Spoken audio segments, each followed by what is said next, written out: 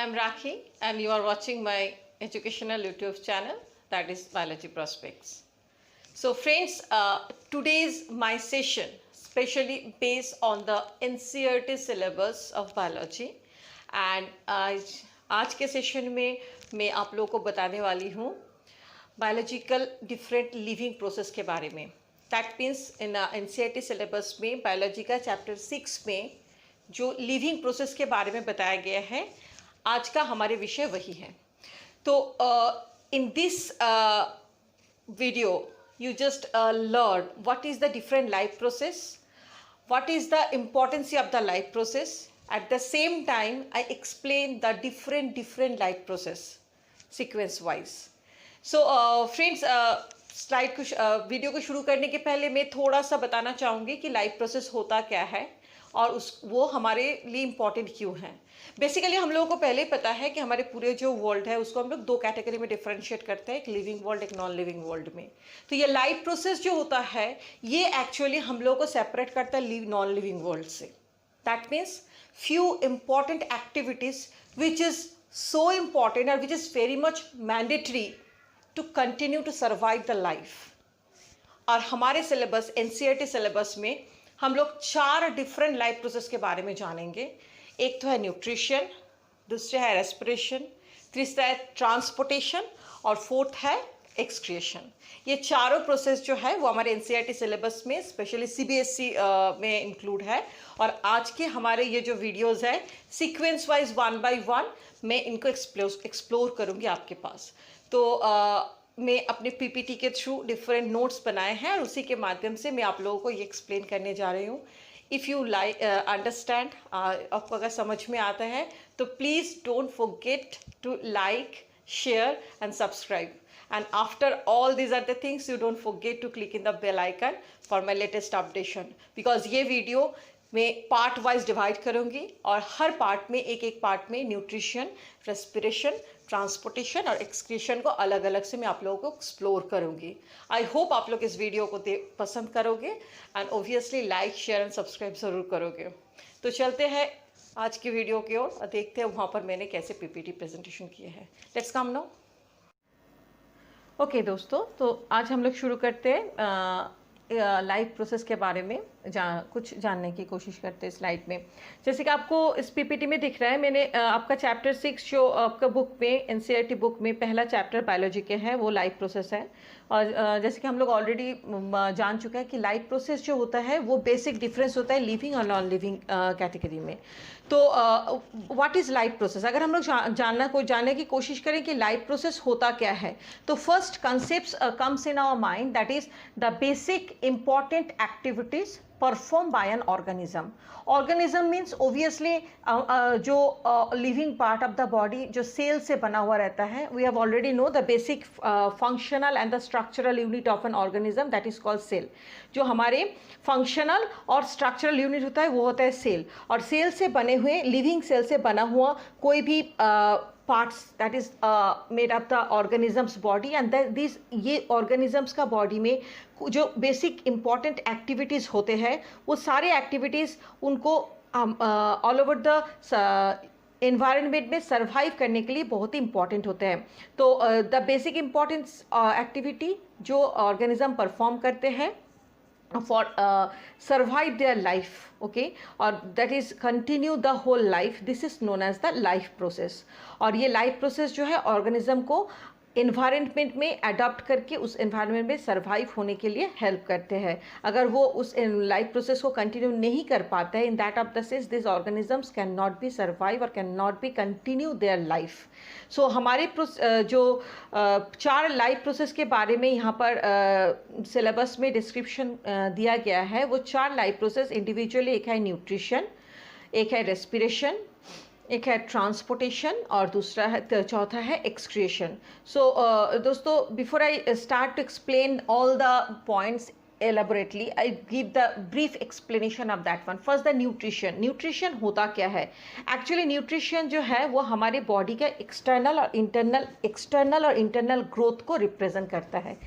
It is represent only the external और internal growth. Nutrition के अंदर में कई तरह के डिफरेंट न्यूट्रिएंट्स होते हैं जिनके बारे में आज हम लोग डिफरेंट स्लाइड्स के माध्यम से जानेंगे।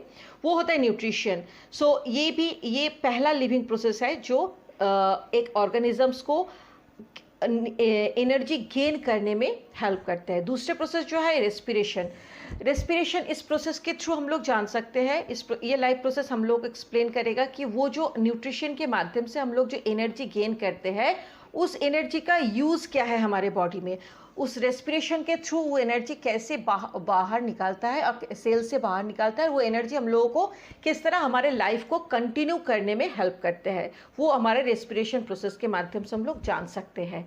Second that is the transportation के माध्यम से हम लोग स्पेशली ये जो लिविंग प्रोसेस है ये हम लोगों को एक्सप्लेन करता है कि हमारे बॉडी में जो फ्लूइड्स है या फिर हम लोग कह सकते हैं जो फ्लूइड टिश्यूज़ है यानी कि ब्लड, तो वो ब्लड के माध्यम से क्या क्या जो एलिमेंट्स है और क्या क्या फूड कंपोनेंट्स है, न्यूट्रिशंस या एनर्जी जो भी है, gaseous nutrients, all the things एक जगह से दूसरी जगह ट्रांसपोर्ट कैसे होते हैं।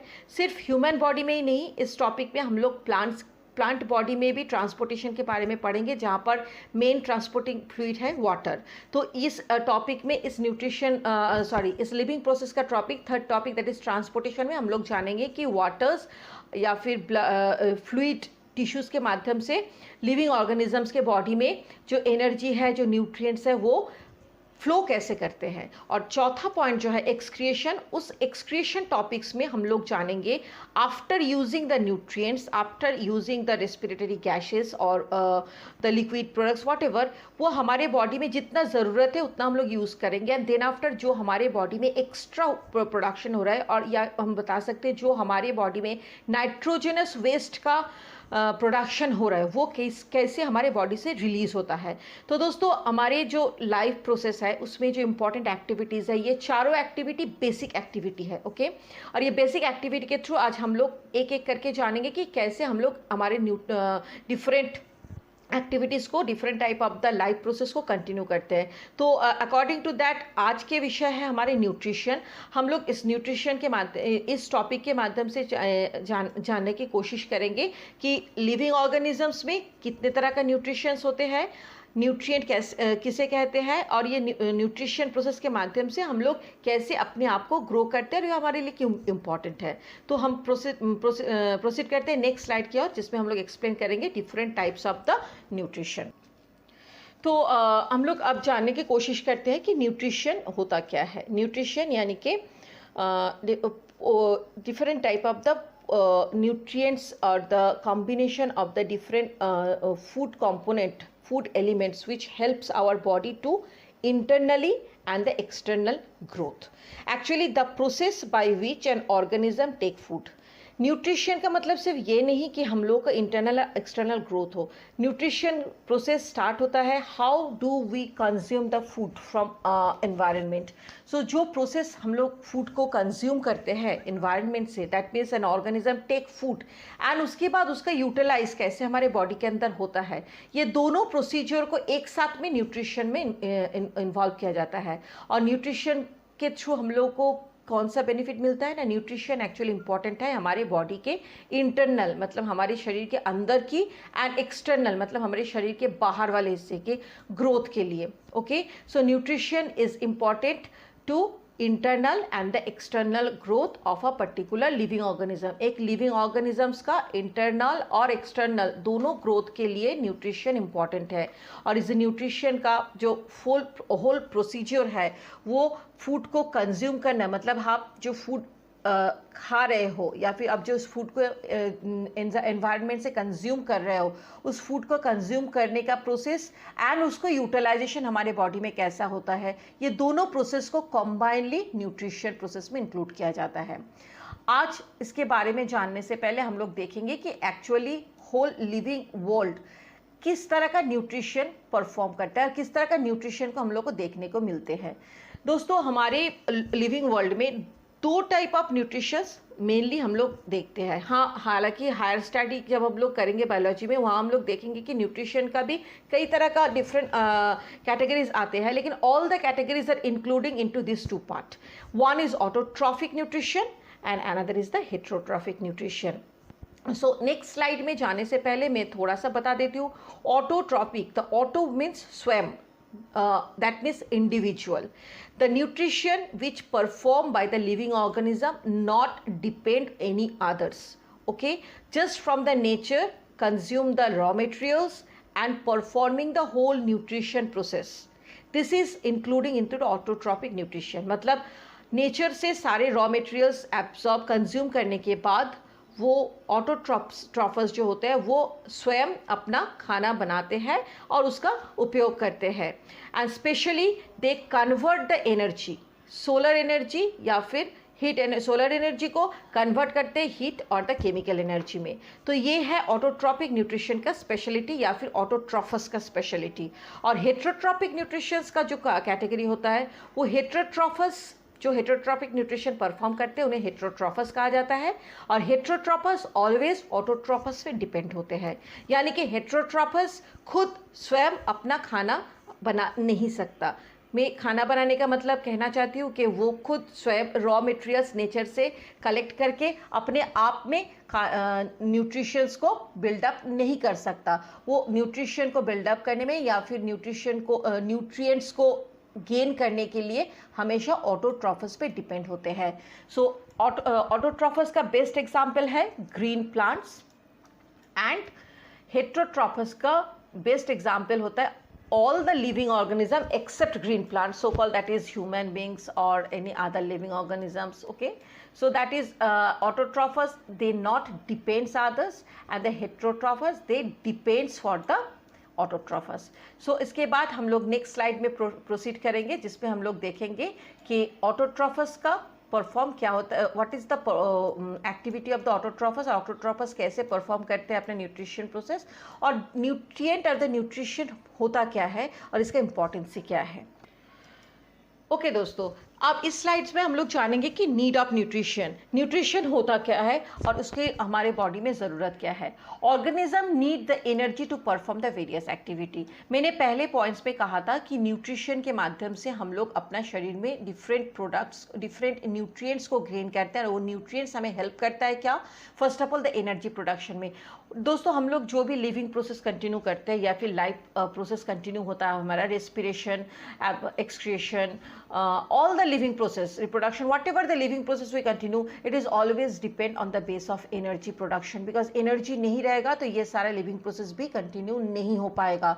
and these are the energy we gain or we get from the nutrition, different type of the nutrition this give us the energy. So organism need energy to perform the various activity.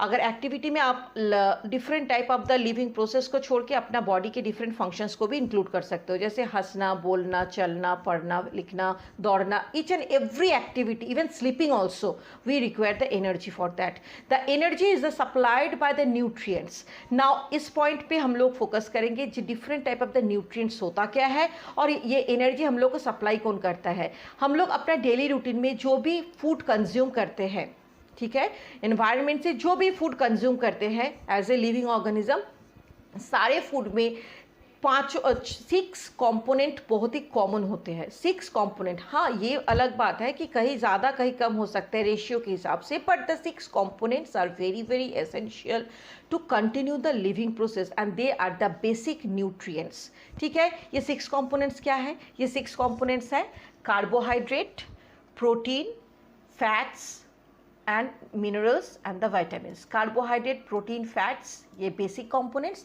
minerals and the vitamins also उसमें present रहता है, okay, vitamins also present रहता है, okay, और इसके साथ और एक प्रोडक्ट रहता है वो है रफेज और वाटर। तो वाटर मैंने यहाँ मेंशन नहीं किया बिकॉज वाटर को कभी कभी हम लोग न्यूट्रिएंट पे नहीं लेते हैं, तो हालांकि सभी फूड्स में वाटर कम या फिर मिनिमम अमाउंट पे रहता ही है, ओके। यहाँ पर वाइटामिन्स का स्पेलिंग बाय मिस्टेक्स मैंने रॉन्ग लिख दिया, तो इसको मैंने यहाँ पर चेंज कर दिया, okay. Vitamins VITIMINS, okay, VITAMINS, vitamins, clear. So ये जो 6 न्यूट्रिएंट्स है, यानी कि मैं जो आपको यहाँ स्लाइड पे प्रेजेंट कर रही हूँ, कार्बोहाइड्रेट, प्रोटीन, फैट्स, मिनरल्स और the vitamins, minerals and vitamins. इसके साथ 2 और मैंने ऐड किया, एक है रफेज और एक वाटर। ठीक है, ये सारा जो है ये हमारे बेसिक न्यूट्रिएंट्स है, और ये सारे न्यूट्रिएंट्स जो हम लोगों को एनर्जी प्रोवाइड करते हैं डिफरेंट फूड्स के माध्यम से, different types of the food which we consume, ये हमारे बॉडी में एंटर करते हैं। हालांकि ऑटोट्रॉफस जो है वो खुद इस चीज़ को प्रोड्यूस करते हैं, और हेट्रोट्रॉफस जो हम लोग उस ऑटोट्रॉफस के ऊपर डिपेंड करते हैं इस टाइप का, इस न्यूट्रिएंट्स को कंज्यूम करने के लिए। So first the need of the nutrients. मैंने जो पीपीटी आप लोगों को बना के यहाँ प्रेजेंट कर रही हूँ, सारे पीपीटी में मैंने पॉइंट वाइज आप लोगों की ज़रूरत के हिसाब से मैंने नोट्स बनाए हैं, और मैं इस चीज़ को एक्सप्लेन कर रही हूँ। Hope you can utilize this are the notes properly. So organism need the energy to perform various activity, and the energy is supplied by the nutrients. Organism need the various raw material for the growth and repair, and these raw materials are provide the nutrients. Growth और repair, ये दोनों जो words है मैंने आप लोगों को पहले ही बताया, internal and the external growth. So internal growth, that is the repair, different types of the function or different types of the activity each and every moment take place inside our cells.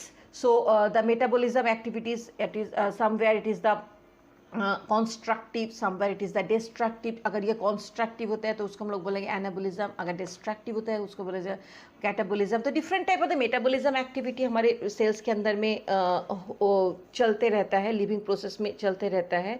और external growth मतलब एक छोटे बच्चे से धीरे धीरे वो बड़ा होना, ये जो ग्रोथ है, not only for the external growth as a height, the external growth of a different body parts also, this all are related to the nutrition part. The proper nutrition helps to grow properly. सही मात्रा में nutrition हम लोग का सही growth के लिए, repair के लिए, यानी कि different types of the cells में जो एक्टिविटीज़ हो रहे हैं इसके वजह से जो भी सेल्स रैप्चर होता है या फिर नुकसान पहुंचते हैं सेल को, उसको रिपेयर करने के लिए, या फिर हम लोग कह सकते हैं कि जो सेल्स ख़राब हो जाता है या फिर डिस्ट्रॉय हो जाता है, उस सेल के अगर नया सेल प्रोड्यूस होना, ये इसको रिपेयर के इंक्लूड कर सकते हैं। That means completely internal and the external growth जो हमारे होते हैं वो इस ऑर्गेनिजम्स का वेरियस रॉ मटेरियल्स जो हम लोग कंज्यूम करते हैं थ्रू द न्यूट्रिशन के माध्यम से, उसको उस चीज़ को हाईलाइट यहाँ पर किया गया है। And this raw materials are provide the various nutrients. मैंने न्यूट्रिएंट्स के बारे में पहले ही आप लोगों को बता दिया। जो 5 nutrients are very important, that is carbohydrate, protein, fats. हम लोग पिछले क्लासेस में पढ़ चुके हैं। कार्बोहाइड्रेट्स जो होते हैं वो एनर्जी बहुत ही अधिक मात्रा में एनर्जी हम लोगों को देते हैं काम करने के लिए, सो called that is the energy provides nutrients. Second the protein, that is for the growth, it is important for the body growth or the cell growth. Fat, it is also important, but it is the comparatively from the carbohydrates, fat store the energy, okay. And minerals and vitamins, these are important for the prevent our bodies from the different type of the diseases. It is important for our build up the immunity system. हमारी immunity system को और भी strong करने के लिए minerals और vitamins important होता है। So called that is a roughage and water के बारे में भी मैंने यहाँ बोला है आप लोगों को। वो roughage और water जो होता है, roughage जो होता है हमारे constipations, यानी कि हमारे body से जो excretion के टाइम में waste निकलते हैं उस चीज़ को control करते हैं। स्मूथली हमारे बॉडी के थ्रू फेजेस के थ्रू जो एक्स्ट्रा वेस्ट निकलते हैं उस चीज़ में roughage का बहुत ज़्यादा फंक्शंस होते हैं। और वाटर जो है वो तो बहुत ही एसेंशियल है, बिकॉज हमारे पूरे बॉडी में जो ब्लड है उस ब्लड में 90% जो प्लाज्मा है वो प्लाज्मा वाटर ही कंटेन करते हैं। तो water is very important part of the nutrients, and beside the water these are the 5 nutrients are also essential, and so called the materials which provide nutrition to the organism, they are called nutrients. तो जो भी materials हमारे nutrition, हमारे पूरे nutrition को complete करते हैं, यानी कि हमारे बॉडी के इंटरनल एक्सटर्नल ग्रोथ में पार्टिसिपेट करते हैं, वो लोग, उन चीज़ों को हम लोग कहेंगे nutrients. Here that is carbohydrate, protein, fats, minerals and the vitamins, okay. So these are the nutrients. तो इस स्लाइड से इस टॉपिक से हम लोग अभी तक इतना जाने कि न्यूट्रिशन होता क्या है, न्यूट्रिशन का ज़रूरत क्या होता है, और न्यूट्रिशंस में कौन कौन सा न्यूट्रिएंट हमारे बॉडी को ग्रोथ के लिए हेल्प करते हैं।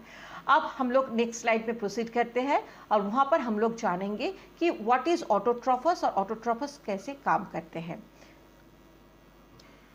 तो दोस्तों हम लोग पिछले वाला स्लाइड में पढ़े कि डिफरेंट न्यूट्रिएंट्स जो है कार्बोहाइड्रेट, प्रोटीन, फैट्स और विटामिन्स एंड मिनरल्स, ये हमारे बॉडी के लिए बहुत ही ज़्यादा ज़रूरत है। हालांकि कार्बोहाइड्रेट, प्रोटीन और फैट्स जो होता है उसको हम लोग मैक्रोन्यूट्रिएंट में रखेंगे क्योंकि वो हमारे शरीर के लिए बहुत ही ज़्यादा ज़रूरी होता है। और विटामिन्स और मिनरल्स जो है वो कम मात्रा में शरीर में ज़रूरत होता है, इसलिए हम लोग उसको माइक्रोन्यूट्रिएंट में इंक्लूड करेंगे। अब उसके बाद हमारा जो नेक्स्ट टॉपिक है, what ever the next point it is just I share through the PPT, that is the mode of nutrition. तो मोड ऑफ न्यूट्रिशन मतलब पहले ही हम लोग पढ़ चुके हैं कि दो तरह का न्यूट्रिएंट्स होते हैं, एक होता है ऑटोट्रॉफस, एक होता है हेट्रोट्रॉफस। तो ऑटोट्रॉफस जो अपने खुद खाना बना सकते हैं, सो कॉल दैट इज अपना फूड प्रोडक्शन खुद करते हैं, use the nature different type of the raw material and not depend for anyone for the food production, that is the autotrophs. अब जो भी living organisms autotrophic nutrition perform करते हैं उनको हम लोग बोलेंगे ऑटोट्रॉपिक। क्लियर? और जस्ट ऑपोजिट हो गए हेट्रोट्रॉफस। तो हेट्रोट्रॉफस में they are always depend for the autotrophs. So what ever the heterotrophs, that is the heterotrophs are always depend for the autotrophs. और सो कॉल्ड हम लोग कह सकते हैं कि हेट्रोट्रॉफस खुद से अपने न्यूट्रिएंट्स को गेन नहीं कर सकता। अपने न्यूट्रिएंट्स के गेन करने के लिए उसके हमेशा ऑटोट्रॉफस पे डिपेंड करना पड़ता है। तो दो टाइप का मोड ऑफ न्यूट्रिशन हो गया, एक ऑटोट्रॉपिक न्यूट्रिशन, एक हो गया हेट्रोट्रॉपिक न्यूट्रिशन। तो दोस्तों ऑटोट्रॉपिक न्यूट्रिशन में होता क्या है? The mode of nutrition in which an organism prepares its own food is called autotrophic nutrition.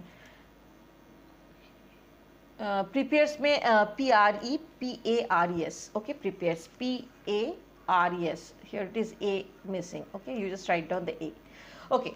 So now the mode of the nutrition in which an organism prepare its own food, that means अपना खाना खुद बना सकता है, तो उसको हम लोग कहेंगे autotrophic nutrients.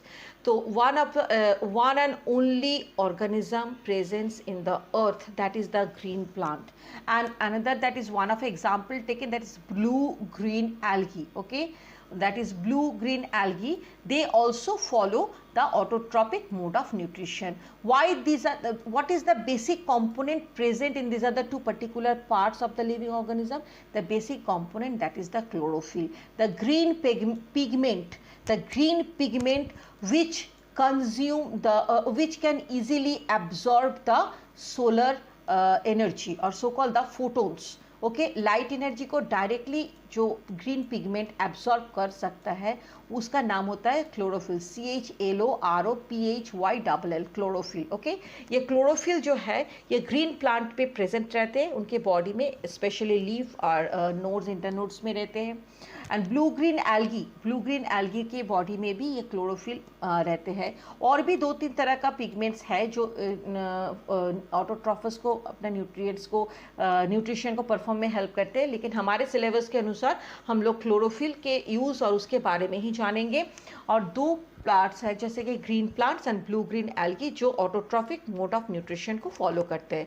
तो दोस्तों नेक्स्ट स्लाइड में हम लोग देखते हैं कि ऑटोट्रॉपिक न्यूट्रिशन में कैसे लिविंग ऑर्गेनिजम्स इस प्रोडक्शन न्यूट्रिशंस को यूज़ करते हैं अपने बॉडी में। तो यहाँ पर हम लोग देख रहे हैं ऑटोट्रॉपिक न्यूट्रिशन का बेसिक कंपोनेंट्स जो है, autotrophs use simple inorganic convert to the complex high energy molecule of the carbohydrate. What is the meaning of that one? The organism which carry out the autotrophic nutrition are called the autotrophs.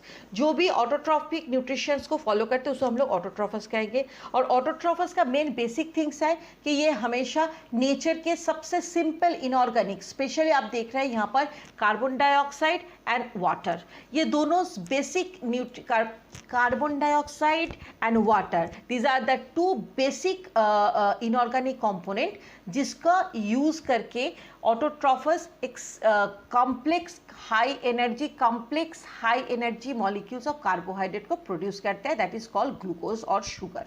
Clear? तो ये है हमारे main gist of the autotrophs nutrition.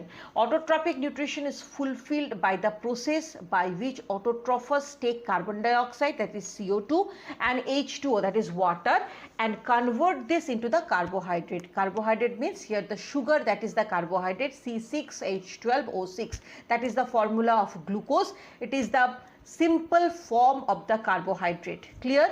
Yes, a simple form of the carbohydrate is simple molecule of the carbohydrate, जिसको हम लोग बोलेंगे complex high energy molecules of carbohydrate.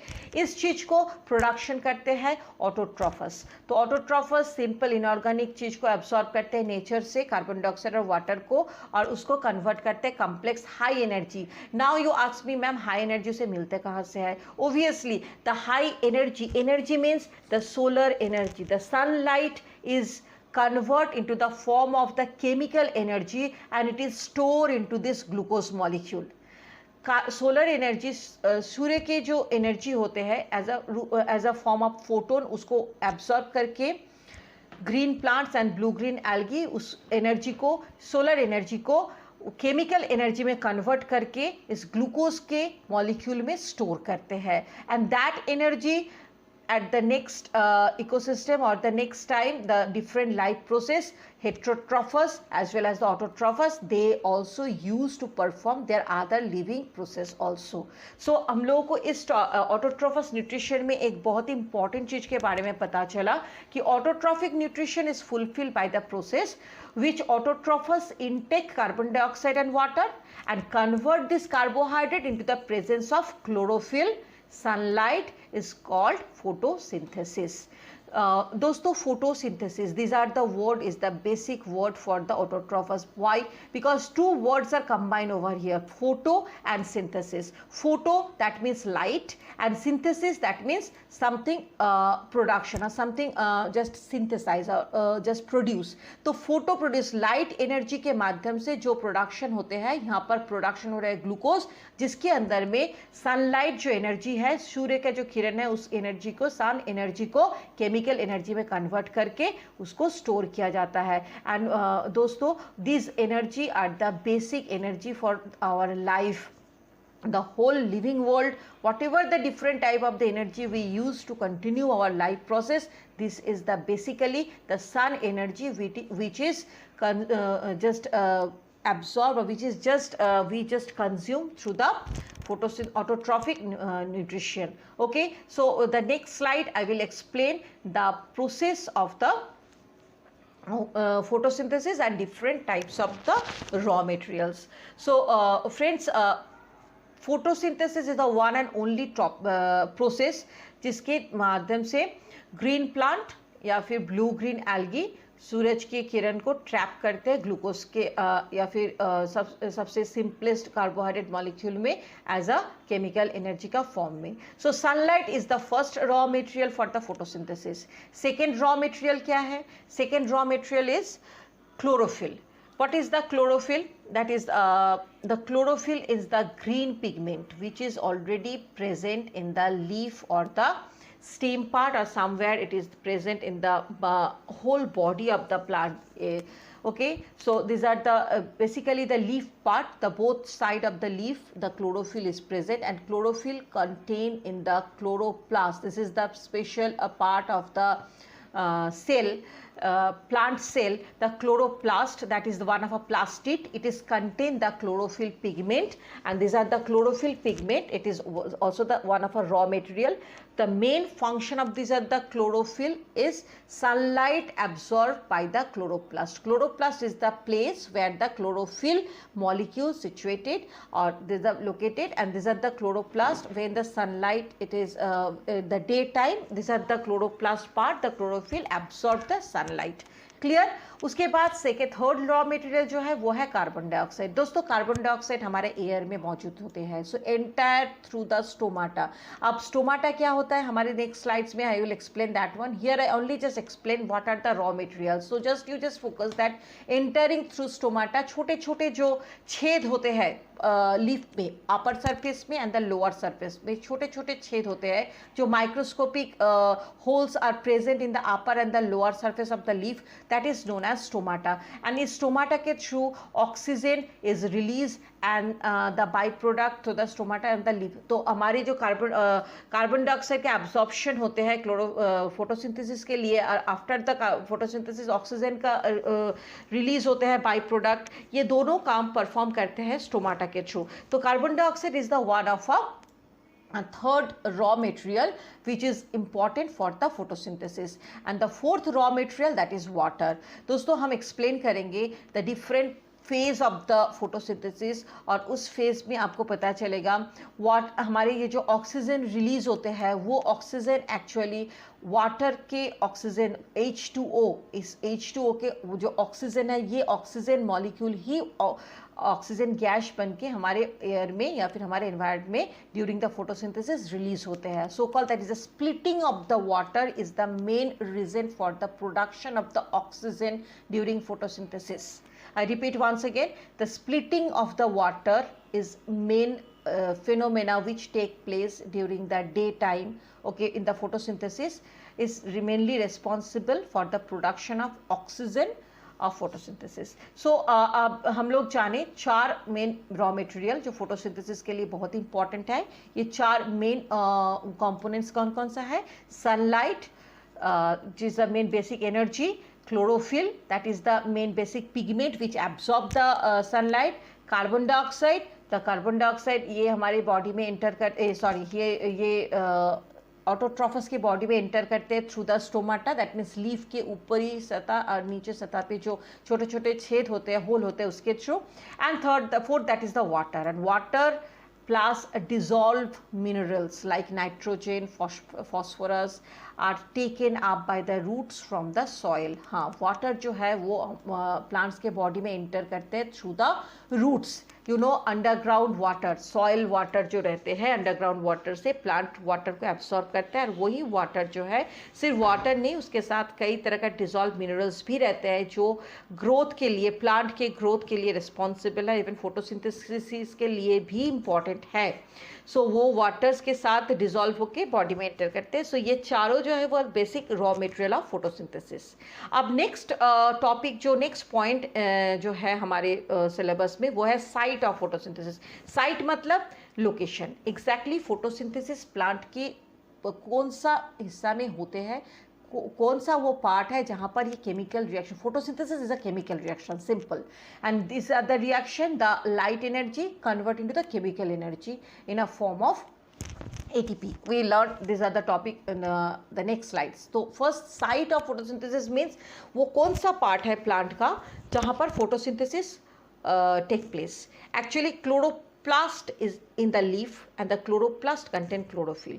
होता क्या है, मैंने पहले ही आप लोगों को बताया प्लांट सेल में जो प्लास्टिड होते हैं उनमें कुछ प्लास्टिड ऐसे हैं जो ग्रीन पिगमेंट को कैरी करते हैं. उन प्लास्टिड को हम लोग बोलते हैं क्लोरोप्लास्ट. ये क्लोरोप्लास्ट का दो हिस्सा होते हैं, ग्रानम और स्ट्रोमा. ओके, अब ये क्लोरोप्लास्ट आप लोगों के सिलेबस में क्लोरोप्लास्ट का एक्सप्लेनेशन इंक्लूड नहीं है. That is the reason I will not talk about the depth about chloroplast. सिर्फ मैं आपका एडिशनल इंफॉर्मेशन के लिए इतना बता रही हूँ. क्लोरोप्लास्ट के जो दो पार्ट्स है ग्रानम एंड स्ट्रोमा, वो दोनों पार्ट में क्लोरोफिल पिगमेंट रहते हैं, और वो क्लोरोफिल पिगमेंट वहाँ पर टू फेज में फोटोसिंथेसिस को कंप्लीट करते हैं. टू फेज मतलब एक होता है लाइट डिपेंडेंट फेज और एक होता है light independent phase. Light dependent phase में सोलर एनर्जी को एब्जॉर्ब किया जाता है थ्रू द क्लोरोफिल, और उस एनर्जी को स्टोर किया जाता है ग्लूकोज में, यानी कि glucose production and the solar energy trapping. These are the two phenomena take place during light dependent phase and the site that is chloroplast. And light independent phase में वो जो ग्लूकोज प्रोडक्शन हुआ उस glucose को convert किया जाता है sugar में for the store the future. Extra glucose जो है उसको शुगर के रूप में स्टोर किया जाता है. ओके, सो ये जो प्रोसेस है ये पूरे प्रोसेस क्लोरोप्लास्ट में ही होता है, और chloroplast that is contain the main pigment of photosynthesis that is chlorophyll. So हमारे नेक्स्ट स्लाइड में हम लोग जानेंगे कि क्लोरोफिल का यूज़ क्या होता है और उसके कैसे क्लोरोफिल ग्लूकोज प्रोडक्शन करता है. ओके दोस्तों, देन हम लोग अब एक्सप्लेन करेंगे the main events of the photosynthesis. Photosynthesis का मेन इवेंट्स होता क्या है. जैसे मैंने पिछले स्लाइड में आप लोगों को बताया कि whole photosynthesis we can differentiate into the two different phase. One phase that is the light dependent phase, in this particular phase sunlight जो है उसका कंप्लीट यूज़ हो रहा है। हालांकि दोनों फेज दिन में यानी कि प्रेजेंस ऑफ सनलाइट में ही होते हैं, लेकिन difference between the two phases, light phase the sunlight का यूज़ होता है, यानी कि trapping of the sunlight it is take place in the light dependent phase. Okay, and the second phase जो लाइट इंडिपेंडेंट फेज है, वो phase में sunlight का यूज नहीं होता है, that is it is known as the dark phase. Okay, so ये जो दोनों फेज है वो क्लोरोप्लास्ट में ही परफॉर्म होते हैं। क्लोरोप्लास्ट में जो main photosynthetic pigment that is chlorophyll है, वो क्लोरोप्लास्ट में रहते हैं और उसका मेन फंक्शन होते हैं absorb of the light energy. Okay, तो absorb the light energy by chlorophyll. Chlorophyll का पहला काम होता है जैसे सूर्य के किरण लीफ के सतह पर आते हैं तो सूर्य की किरण को एब्सॉर्ब करना, that is the first phase, that is light dependent phase has started over there only. Okay, so absorb the light energy by chlorophyll. Second point होता है conversion of the light energy into the chemical energy and splitting और breaking of the water into the hydrogen and oxygen. दोस्तों, दो life independent phase में दो process बहुत important है।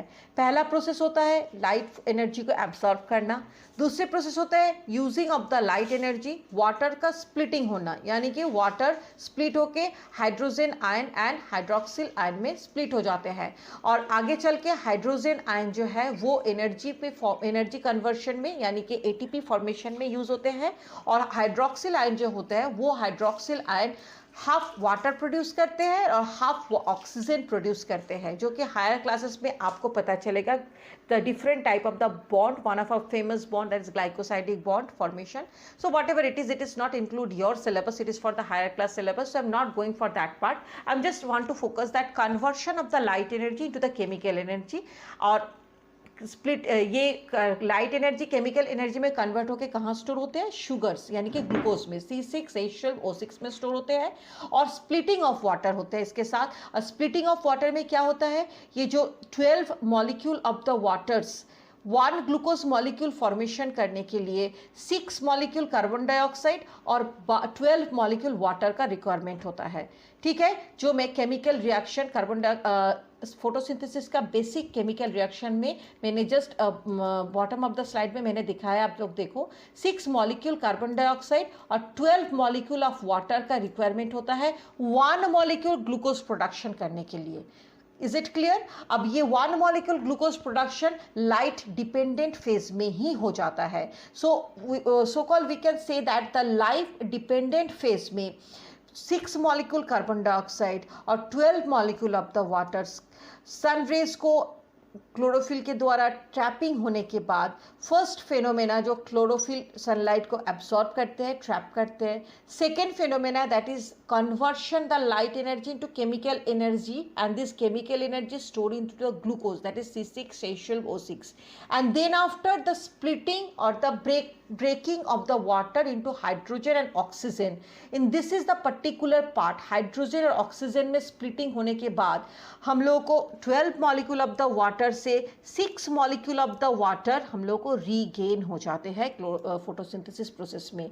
Okay, और ये 6 मॉलिक्यूल वाटर रीगेन के बाद 6 मॉलिक्यूल ऑफ द ऑक्सीजन जो कि basic production of chlorophyll basic production of photosynthesis, I am very sorry that not chlorophyll, this is the basic production of the or so called that is the basic output of the photosynthesis. This is oxygen. Actually these are the oxygen we get from the splitting of water. Clear? So third point that is the reduction of the carbon dioxide to carbohydrate. ये glucose formation में आपको आप यहाँ देख सकते हो glucose का जो फॉर्मूला है वो C6H12O6 है, यानी कि इसमें carbon, hydrogen and the oxygen तीनों मॉलिक्यूल्स ही प्रेजेंट, तीनों एटम्स प्रेजेंस है। सो ये तीनों एटम्स जो है obviously the carbons assimilate carbon dioxide और सो कहते हैं carboxylation, this is the process. Carbon dioxide reduce and that is the 6 molecule of carbon dioxide reduce and it is in a form the C6 that is the 6 carbon atom जो होते हैं वो glucose में जाके store होते हैं। So reduction of the carbon dioxide to carbohydrate. Fourth that is the sunlight activates the chlorophyll which leads to splitting of water. दोस्तों मैंने पहले ही आपको बताया ग्लूकोज जो है वो बेसिक और सबसे प्राइमरी कार्बोहाइड्रेट मॉलिक्यूल्स है।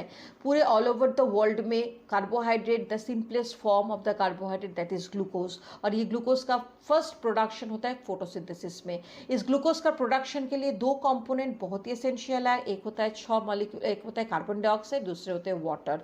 कार्बन डाइऑक्साइड जो 6 मॉलिक्यूल है उनमें से जो कार्बन है वो कार्बन का कार्बोक्सिलेशन एक प्रोसेस होता है जो लाइट फेज में होते हैं, उससे 6 मॉलिक्यूल्स ऑफ कार्बन जो है वो यहाँ पर जाके स्टोर हो जाता है 6 कार्बन एटम्स में। ओके, एंड यहाँ पर आपको देखने को मिल रहा है H2O जो हाइड्रोजन 12 नंबर ऑफ जो मॉलिक्यूल ऑफ द वाटर है, ये 12 number of the molecule of water में से 6 मॉलिक्यूल वाटर जो है वो H12O6 में कन्वर्ट होते हैं, और rest of the 6 molecule water जो है वो एक्स्ट्रा प्रोडक्ट यानी कि वो क्लोरोफिल फोटोसिंथेसिस का वाटर एक्सक्रीशन के रूप में वो निकल जाता है।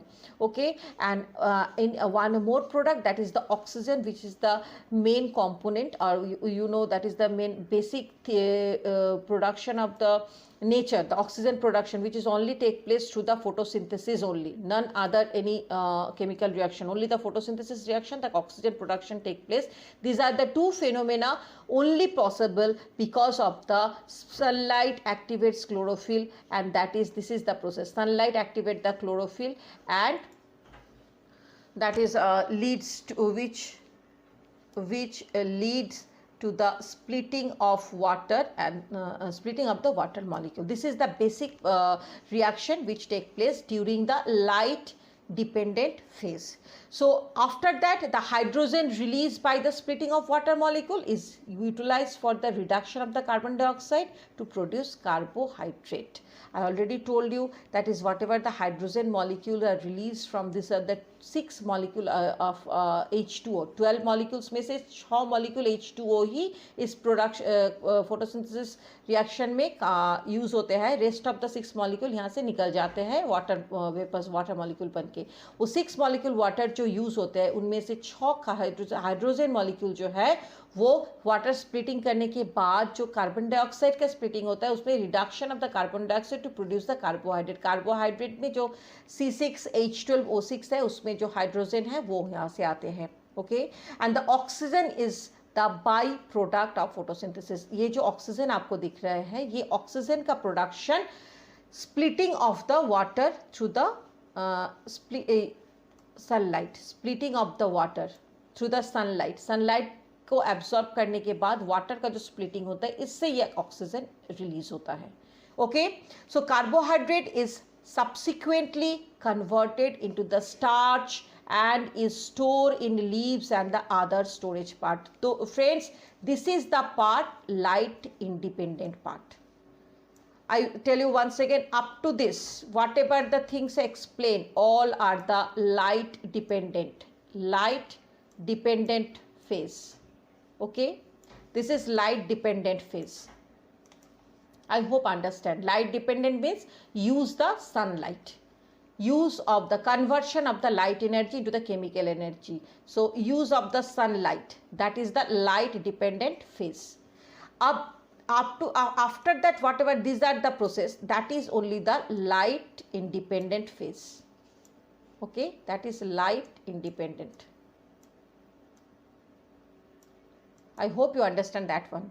First one, these are the up to this light dependent phase, that means light is used, and second, these are the point, carbohydrates is subsequently converted into the starch and is stored into the leaves and other storage part. This is the part actually for the light independent phase. These are the function has to take place, and all of the starch molecules are also join each other. The carbohydrate, these are the glucose molecules, starch, these are the glucose molecules join each other, one by one glucose molecules join and form a long chain, that is known as the polymerization. This is the process take place into the light independent phase.